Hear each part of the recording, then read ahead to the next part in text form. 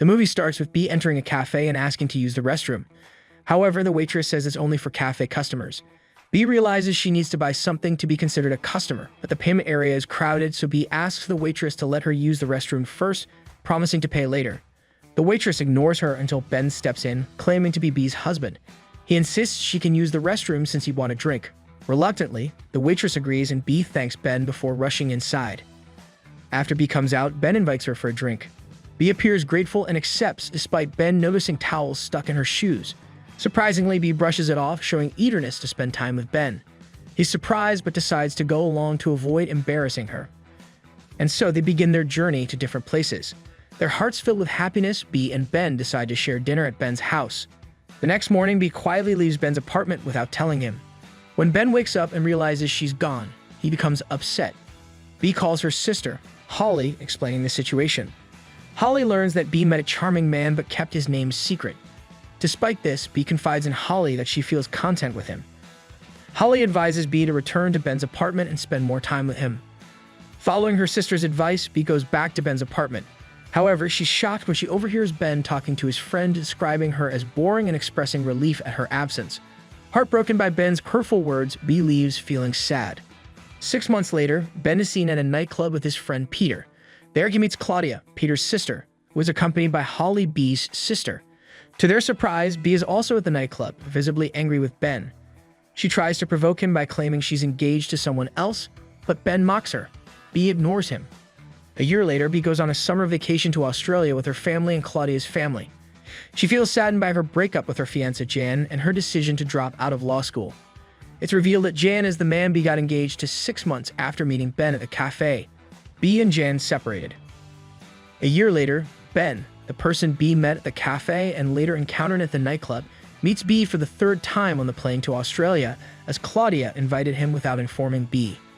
As usual, Ben tries to mock Bea, but she avoids arguing and asks him to stay away. Upon arriving in Australia, they're greeted by Peter, who takes them to meet Claudia and Holly. Later, they go to the beach where Ben reunites with Mary, Claudia's cousin and his ex-girlfriend from a previous summer vacation in Australia. Ben seems happy to see Mary, but she surprises him by introducing her new partner. Ben tries to hide his disappointment for the sake of his dignity. Meanwhile, Bea meets her parents, who try to comfort her after her breakup with Jan. She pretends to be okay, but she's actually going through a rough time. Later that night, everyone attends a party except for Ben and Bea, who continue their pattern of fighting, causing a major argument that ruins the party. Concerned about Ben and Bea's strained relationship potentially ruining the vacation, members of both families become worried. Peter's mother notices the interactions between Ben and Bea and suggests that their behavior indicates mutual affection. She proposes giving them some time alone to foster a closer connection.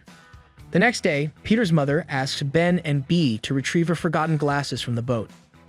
However, Ben and Bea suspect that Peter's mother is intentionally trying to keep them apart and disrupt their vacation. Despite Ben's fear of seawater, they decide to swim to the boat. Bea quickly assists Ben onto the boat, helping him overcome his phobia. However, Bea is surprised when her ex-boyfriend Jan unexpectedly appears, upsetting her as she knows his arrival was influenced by his parents' pressure to spend the summer vacation with her. Bea suggests to Ben that they pretend to be in a relationship to dissuade Jan from pursuing her. She also suggests that Ben can use this opportunity to make Mary, his ex-girlfriend, jealous and potentially win her back. Although Ben initially denies any upset over Mary's new relationship, he admits that he still loves her and agrees to Bea's plan.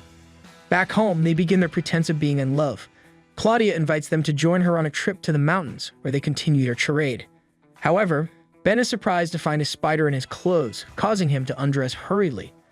Fortunately, everyone is preoccupied playing with a cola, sparing Ben from embarrassment. Bea confides in her parents about her newfound love for Ben, explaining how he helped her move on from Jan. She asks them not to worry, as she believes she has finally found the love she had been seeking. Later, everyone embarks on a yacht trip in the middle of the sea. Ben and Bea dance together, pretending to have fun and enjoying each other's company.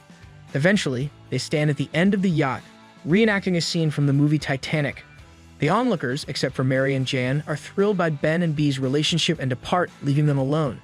However, Bea loses her balance and falls into the sea. Despite his fear of water, Ben jumps in to rescue her, earning Bea's admiration. On the yacht, everyone spots Bea and Ben next to the rescue sign and calls for help. While waiting for assistance, Bea confesses to Ben that she left law school without her family's knowledge, fearing their reaction. She expresses her lack of direction for the future. Ben comforts her, reminding her that she mentioned her disinterest in becoming a lawyer during their time in his apartment. He encourages her to pursue her own choices and reminds her of his sadness when she abruptly left without saying goodbye. Ben apologizes for the hurtful words he spoke about Bea to Peter and admits that he grew attached to her. Bea appears content with Ben's words and points out the opera building, explaining her fondness for going there when she feels sad. The rescue plane arrives to transport Ben and Bea to safety, but Ben's fear of heights makes him nervous. To calm him down, Bea sings a song he enjoys, successfully easing his anxiety. They return home where Ben prepares the same meal they shared at his apartment. After exchanging glances, they start making out. Bea initiates the kiss, her lips gently meeting his, and he reciprocates. Their passion intensifies as their lips lock, their embrace deepening into a heated makeout session. They spend a delightful evening together and Bea falls asleep. However, she wakes up in the morning to find Ben gone, feeling upset that he left without speaking to her or saying goodbye. The next day, Peter confronts Ben and asks him about his true feelings for Bea. Ben confesses his uncertainty, admitting that he might only sympathize with her due to her recent breakup and college dropout. Peter becomes angry, urging Ben to set aside his ego and confess his love for Bea. Meanwhile, Mary approaches Bea and inquires about her relationship with Ben.